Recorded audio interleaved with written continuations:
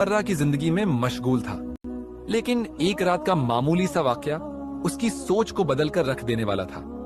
अली, एक 25 साल का नौजवान जो टैक्सी चलाकर अपनी अम्मा के साथ जिंदगी बसर कर रहा था।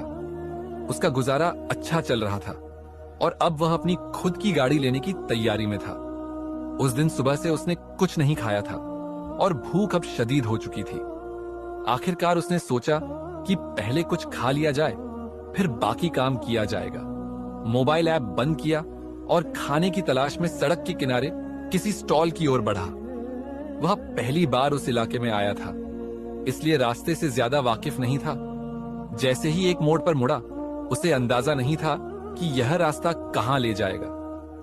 सड़क पर अंधेरा गहरा था और चारों ओर एक अजीब सा सन्नाटा पसरा हुआ था।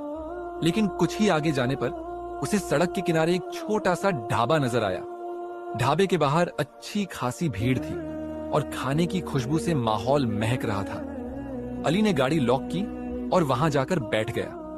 अभी उसने ठीक से मेन्यू देखने का सोचा ही था कि एक लड़की उसके पास आई।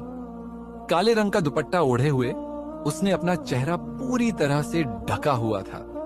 उसकी चाल में एक अजीब सा ठहराव था, जैसे वह किसी भी गैर जरूरी बात से बचना चाहती हो। लड़की ने खाने के बारे में पूछा तो अली ने बिरयानी ऑर्डर कर दी। जब वह बिरयानी लेकर आई तो उसकी खुशबू इतनी लाजवाब थी कि अली खुद को रोक नहीं पाया और बेसाख्ता खाने में मशगूल हो गया। लेकिन असली हैरानी तब हुई जब अली ने पैसे पूछे। लड़की ने कहा कि जो भी पहली बार उनके ढाबे पर आता है उसे पैसे नहीं लिए जाते। यह सुनकर अली चौंक गया। वह लड़की कौन थी? अकेले ढाबा चला रही थी या फिर यह किसी और का था? यह सोचते हुए उसने लड़की से पूछा कि क्या यह ढाबा उसका है।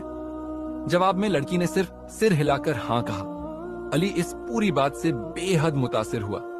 उसने कभी नहीं सोचा था कि सड़क के किनारे कोई लड़की इस तरह ढाबा चला सकती है, वो भी इतनी खुददारी और हिम्मत के साथ। वह उसकी यह बात भी नहीं भूला कि अगली बार आने पर ही वह अपना नाम बताएगी। घर लौटते वक्त अली को एहसास हुआ कि उसे बिरयानी पैक करवा लेनी चाहिए थी ताकि उसकी अम्मा भी खा सकती।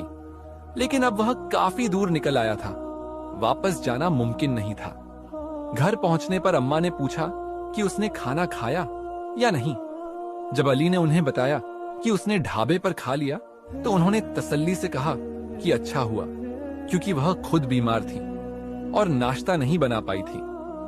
अली ने जब अम्मा को उस लड़की के बारे में बताया तो उन्होंने भी हैरानी जताई कि पहली बार किसी लड़की को सड़क के किनारे अकेले ढाबा चलाते सुना है। अली को अब यह यकीन हो गया था कि वह लड़की कोई मामूली शख्सियत नहीं थी। उसके हाथों में जादू था या फिर शायद कोई और ही राज छुपा था।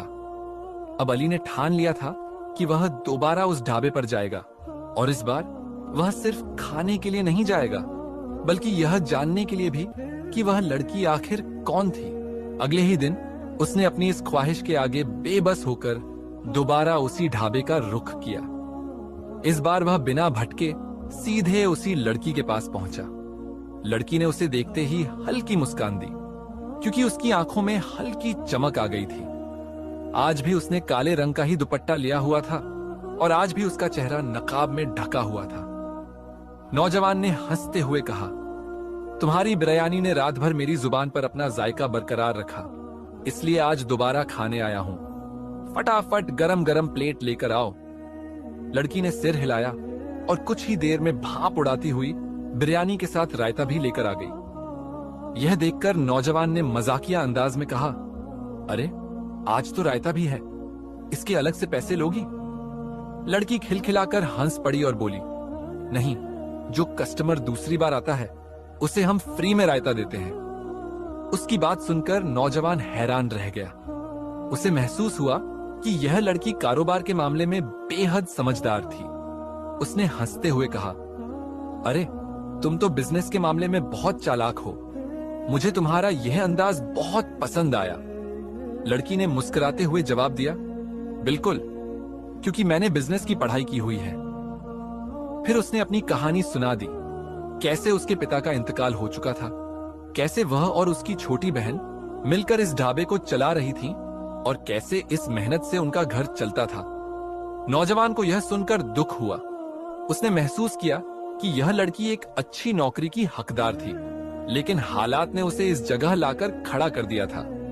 मुसीबत का पहला वार उस दिन के बाद नौजवान का वहां दोबारा जाना